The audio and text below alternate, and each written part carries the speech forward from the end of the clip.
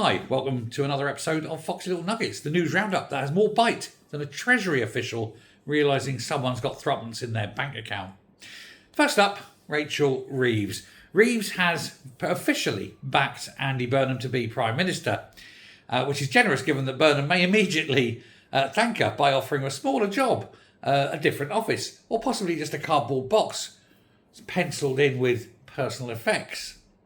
Reeves says she supports him, respects the fiscal rules and wants to keep serving in a Labour government, which is Westminster speak for, please God, don't let me put my lie-filled CV back up on LinkedIn. Burnham is now being treated as Prime Minister in waiting. Even Donald Trump has noticed, calling him extremely liberal, which from Trump is not so much a political assessment as a diagnosis. The UK has been hit with record June temperatures, of course. Ironically, hotter in the UK than Cyprus. Schools have closed, public services have struggled, and most seriously, some Greggs branches shut their doors. And of course, in a country where it's not really geared up and nobody has AC, or very few people have AC, that's a struggle. Now, I can accept a certain amount of national decline, right? Broken railways, fine. Tax system designed by a drunk octopus is as expected. But when you can't get your steak bake because the doors are jammed shut because everything has melted, well, that's just disastrous, isn't it? Even the Leicester Square Greggs has closed. Leicester Square, for God's sake, is nothing sacred. Anyway, the government has also tweaked steel import bans. You won't have seen this. This is one of those that, well, it's sneaked out in the wee small hours, hidden by other bad news, such as Greggs being closed, I would imagine. But originally, ministers were going to slash tariff-free steel quotas by 60%. Then businesses explained, slowly, with cartoons, diagrams and lots of crayons, that making steel more expensive may also make everything containing steel more expensive. And so the government has softened the cut to 51%. It's almost as though they really, really want to screw Britain, isn't it? Brilliant. Good news, the piano falling on your head is now 9% lighter. It's unbelievable. Imported steel above the quota will still face a 50% tariff, lower than the 51% that UK are going to have to pay. I don't understand it either. I really don't. But there we go. They're calling this an industrial strategy because apparently making things harder while looking thoughtful and pensive and out of a window with a cigarette like a philosopher is seen as a good thing. Not by me, not by you, not with anyone with half a brain, but certainly by the government who haven't got a clue. Anyway, the S&P financial scandal continues to ooze, I suppose.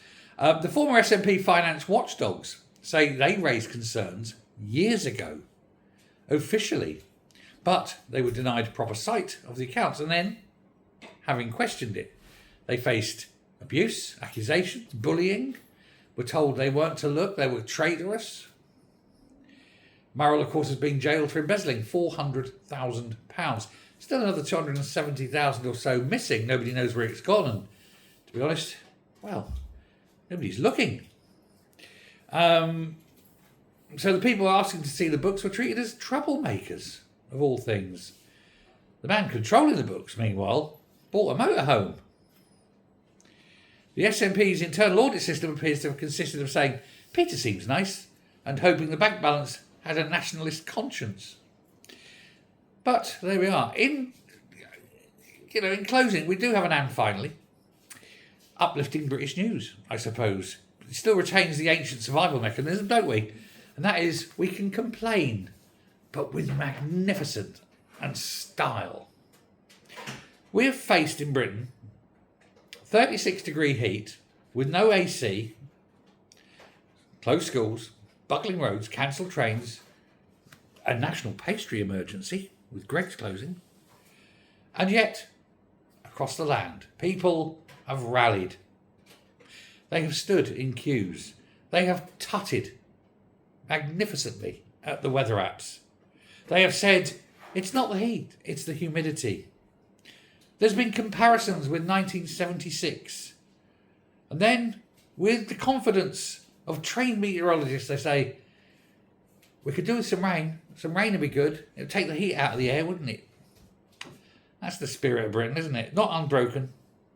Not inefficient. Somehow alive, sweating, furious, and making tea in weather that would kill a cactus.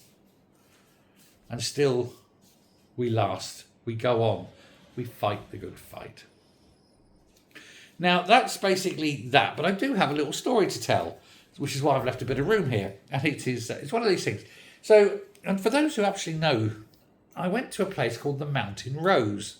It's up in the mountains, the Troodos Mountains. And I had a most magnificent lunch. And it consists of a Cypriot pork chop. And for those who know, they know. But for those who don't know, a Cypriot pork chop is about that big. And I'm not kidding. It's over a foot long. It hangs off both sides of the plate. And then they shove it with salad and chips and things. And it's lovely. It's about 2 pounds of meat. So I'm sitting there and I'm eating it. And I'm eating it. And I'm eating it. And, you know, it's gorgeous. It's absolutely cooked to perfection. It's lovely. The chips are crisp and the salad's delicious. And I sit and I eat all this. And I just have one beer with it because I just need to wash it down. And so we sit back. Well, there maybe nearly 2 hours. So, you know, there's no rush or anything. It's a Cypriot time, you know. Anyway, we pay the bill. We get up, we go, pay the bill. And off we go back to the car. Well, I get in the car. We're just tootling along. No rush. It's mountain roads. You can't rush anyway. Back like that. After about 20 clicks, I say to my wife, I'm so tired. And she says, well, pull over for a minute and take a break. So I pull over onto this little side thing on the road. I stop the engine and I just put my seat back and say, I'm just going to close my eyes for a minute. 40 minutes. My wife said you were gone within seconds. You literally gone. And I was snoring. I remember dreaming. I was so out of it. And that, of course, is the protein. When you eat 2 pounds of meat, your body can't handle it. I see now why the big cats sleep so much. Anyway, I've never eaten that much pork in one go. Make your own jokes up there. Anyway, sleep, snooze, wake 40 minutes by the side of the road, zedding. You probably heard it. Anyway, all right, okay, we carry on. We get down the road, we get to Polis, have an ice cream, have one more beer, sitting in the bar, fell asleep again. I'm turning into Rip Van Bloody Winkle. I'm having 2 nana naps in an afternoon when I'm supposed to be driving. We're going out tonight. You can tell. I'm wondering how long I'm going to last. Oh my God, I'll bring a pillow. Anyway, you're all wonderful. Thank you very much. And I'll speak to you later. Bye.